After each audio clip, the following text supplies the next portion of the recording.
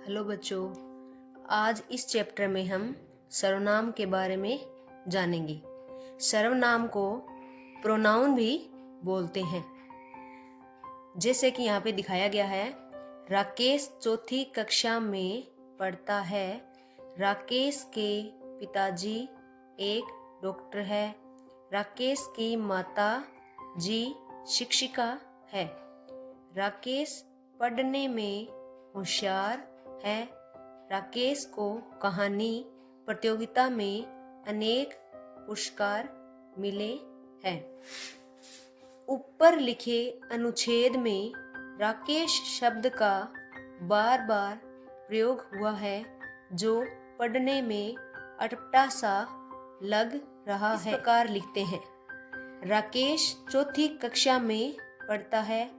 उसके पिताजी एक डॉक्टर है। उसकी माताजी शिक्षिका है। वह पढ़ने में होशियार है। उसे कहानी प्रतियोगिता में अनेक पुरस्कार मिले हैं। यहाँ राकेश का प्रयोग एक बार हुआ है। बाद में राकेश की जगह उसके, उसकी, वह, उसे जैसे शब्द प्रयोग हुए हैं। इन शब्दों को ही सर्वनाम शब्द कहते हैं। यहाँ पर राकेश 4 बार प्रयोग हुआ है, लेकिन यहाँ पर राकेश के बारे में बात हो रही है, पर राकेश का नाम सिर्फ एक बार आया है। उसके बाद उसके, उसकी, वह, उसे जैसे शब्दों का प्रयोग हुआ है। इन शब्दों को ही सर्वनाम शब्द कहते हैं। सर्वनाम का अर्थ है सब नामों के लिए। सर्वनाम शब्द नामों के लिए।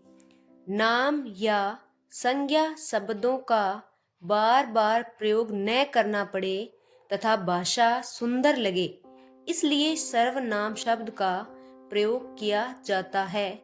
कुछ सर्वनाम शब्द हैं मैं, हम, तुम, वह, यह, वे, ये, कौन, कोई इत्यादि। भाषा सुंदर लगे इसके लिए सर्वनाम शब्दों का प्रयोग किया जाता है। संज्ञा के स्थान पर प्रयोग किए जाने वाले शब्द सर्वनाम कहलाते हैं।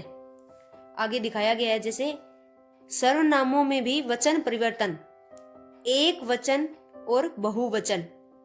एक वचन में जैसे मैं होता है, तो बहुवचन में उसको बोला जाएगा हम। तू, तुम, आप, इसको बोलेंगे तुम लोग, आप लोग। यह, इसको बोला जाएगा ये। उसी प्रकार वह, उसको बोला जाएगा वे। इस, इसका, इसे, इसे कहेंगे इन, इनका, इन्हें। उस, उसका, उसे, उसे बोलेंगे उन, उनका, उन्हें। सर्वनाम के भेद।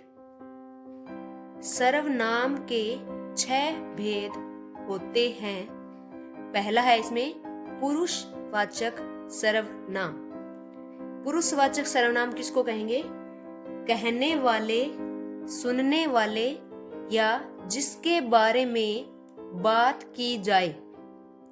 कहने वाला, सुनने वाला या जिसके बारे में कोई बात की जाती है, उस व्यक्ति का बोध कराने वाले सर्वनाम पुरुषवाचक सर्वनाम कहलाते हैं।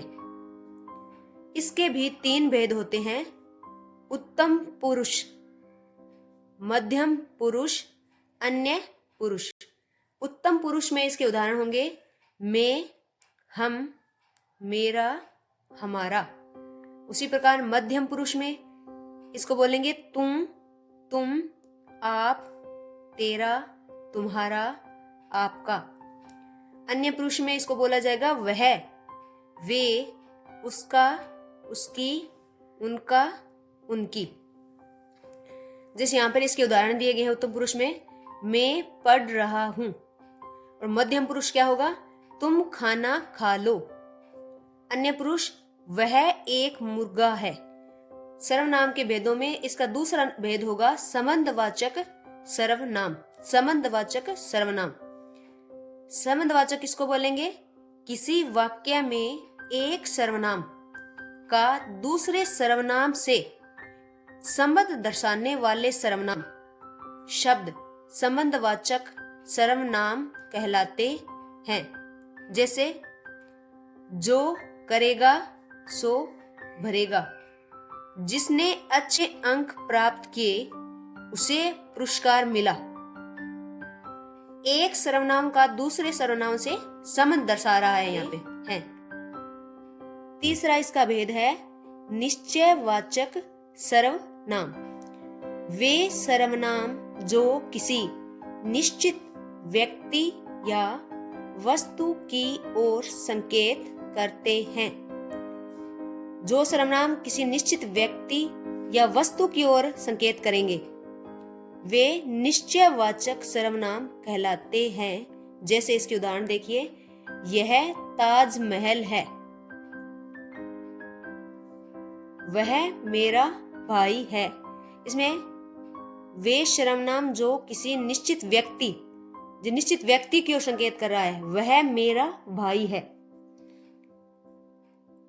4 नंबर पे इसका भेद होगा अनिश्चयवाचक सर्वनाम। वे सर्वनाम जो किसी निश्चित व्यक्ति या वस्तु का बोध नहीं कराते। निश्चयवाचक सर्वनाम में कोई निश्चित व्यक्ति या वस्तु की ओर संकेत किया गया है, जबकि अनिश्चयवाचक सर्वनाम वे सर्वनाम जो किसी निश्चित व्यक्ति या वस्तु का बोध नहीं कराते, वे अनिश्चयवाचक सर्वनाम कहलाते हैं। जैसे देखो बाहर कोई है, उसने पानी में कुछ मिलाया है। और 5 नंबर पर इसका भेद होगा प्रश्नवाचक सर्वनाम। जिन सर्वनामों का प्रयोग प्रश्न करने के लिए किया जाता है। प्रश्नवाचक सर्वनाम कौन सा होगा? जिन सर्वनामों का प्रयोग प्रश्न करने के लिए किया जाता है वे प्रश्नवाचक सर्वनाम कहलाते हैं। जैसे वहां कौन खड़ा है, ये प्रश्न है। उसी प्रकार आप कहां से आ रहे हैं। 6 नंबर पे इसका भेद होगा निजवाचक सर्वनाम। जिन शब्दों का प्रयोग कर्ता, काम करने वाला के लिए किया जाता है वे निजवाचक सर्वनाम कहलाते हैं। जैसे इसके उदाहरण कौन कौन से होंगे? यह काम तुम खुद करो, हमें अपना काम स्वयं करना चाहिए। कुछ सर्वनाम शब्दों का प्रयोग उदाहरण के लिए दिखाया गया है यहाँ पे। अपने लिए क्या होगा इसमें? मैं, मेरा, हम, अपना। प्रश्न करने के लिए कौन, क्या, किसे, कहां। उसी प्रकार सुनने वाले के लिए तुम, तुझे, तेरा, तुम, तुम्हारा, तुम्हें, आप। किसी दूसरे व्यक्ति के लिए क्या बोलेंगे? वह, वे। किसी निश्चित वस्तु के लिए ऐसे बोले जाएगा यह, ये, वह, वे। किसी अनिश्चित वस्तु के लिए कुछ, कोई ऐसे बोला जाएगा। 2 वाक्यों का संबंध जोड़ने के लिए जब 2 वाक्यों का संबंध जोड़ा जाए तब जो, सो, जिसे, उसे, जिसकी, उसकी। यहां पर कुछ महत्वपूर्ण बिंदु दिए जा रहे हैं। संज्ञा के स्थान पर प्रयोग किए जाने वाले शब्द सर्वनाम कहलाते हैं। जो संज्ञा के स्थान पर काम में लिए जाएंगे शब्द वो ही सर्वनाम कहलाएंगे। सर्वनाम का प्रयोग संज्ञा के बार बार के प्रयोग से बचने के लिए किया जाता है। सर्वनाम के 6 भेद होते हैं, जैसा कि पीछे हमने पढ़ा है। पुरुषवाचक, संबंधवाचक, निश्चयवाचक, अनिश्चयवाचक सर्वनाम, प्रश्नवाचक तथा निजवाचक सर्वनाम। बच्चों